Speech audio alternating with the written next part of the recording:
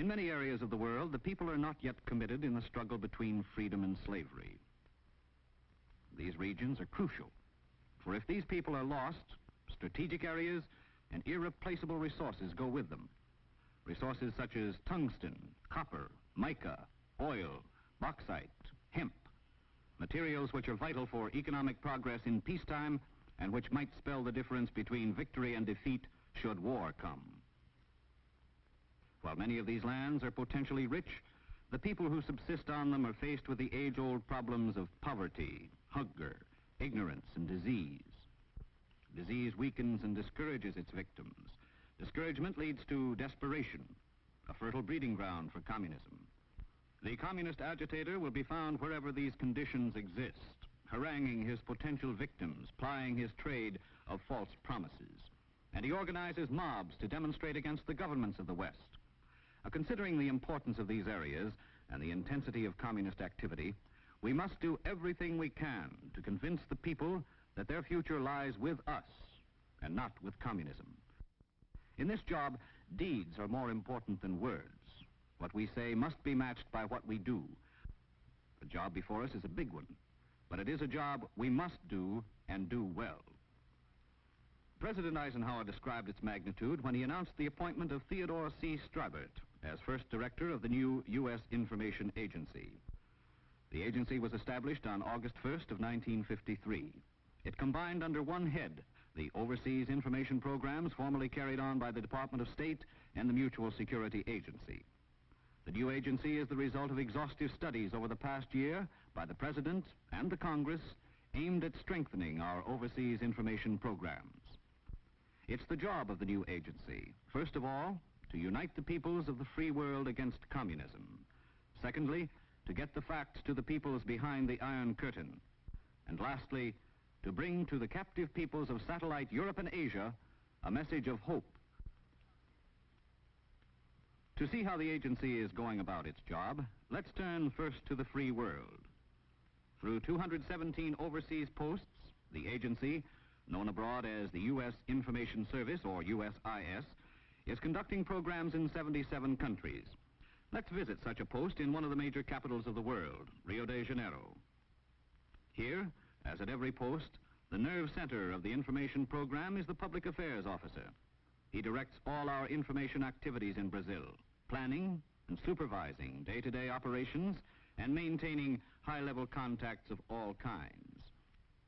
He confers frequently with the United States ambassador to make sure that USIS operations properly support our foreign policies in that country.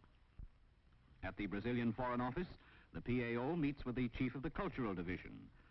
In addition to personal contacts with important people in the host country, he also supervises the diverse information operations for which he is responsible. One of these is the Thomas Jefferson Library, an important source of information for the people of Rio. He also supervises activities like the USIS film program and the USIS radio show put on from the embassy studio. Posts such as Rio, however, are the exception. Most of our 217 posts abroad are in more remote places, such as Cebu in the Philippines. Here our staff consists of 1 or 2 Americans and several local employees. Under the PAO's supervision, thousands of USIS pamphlets, leaflets, and posters are distributed throughout the area.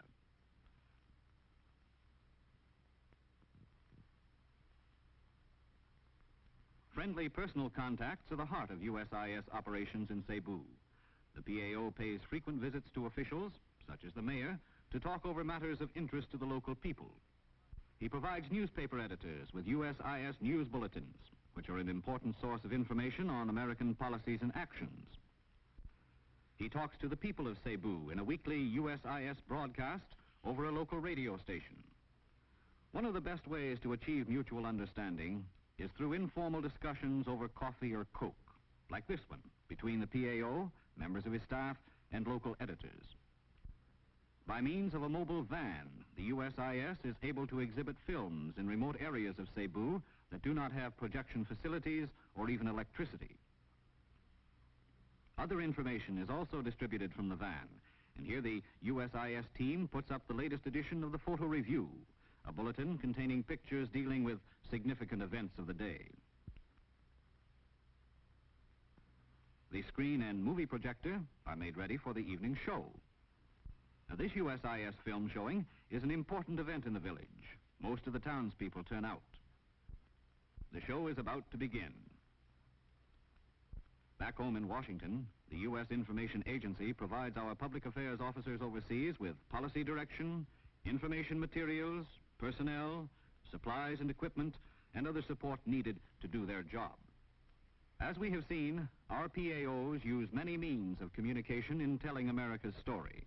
Press, radio, motion pictures, information centers, and libraries. The agency can go into action quickly when the need arises. Take the press operation, for example. On April 16th of 1953, the leaders of the Free Press of America assembled in Washington to hear the President of the United States. He spoke of peace. He laid down a challenge to the pretenders of peace for all the world to hear. This is what he said. I know of nothing I can add to make plainer the sincere purposes of the United States. I know of no course other than that marked by these and similar actions that can be called the highway of peace. I know of only one question upon which progress waits. It is this: what is the Soviet Union ready to do? Whatever the answer is, let it be plainly spoken. Again we say the hunger for peace is too great, the hour in history too late for any government to mock men's hopes with mere words and promises and gestures. Hours before the President spoke these words, the press operation was speeding the full text of the speech by wireless to our public affairs officers around the world. And just a few hours after the speech was delivered in Washington, it appeared in newspapers in Paraguay, Ireland, Algeria, Burma, and other countries around the world. But initial impact is not enough. The peace challenge had to be sustained. To accomplish this, several techniques were used. Take pamphlets as an example. A pilot model called The Peace We Seek was sent to all USIS posts in English. The model contained the full text of the speech and many illustrations depicting its key passages. This pilot model was adapted by local USIS posts and translated into Arabic, Japanese, Persian, and 20 other languages. In all, over 4 million copies of the pamphlet were distributed by our posts overseas. The poster was another technique used to point up the key themes of the speech for the man in the street everywhere. And thus, in these many ways, the press operation did its part to make known to the court of world opinion the President's challenge to the Kremlin, who really wants peace.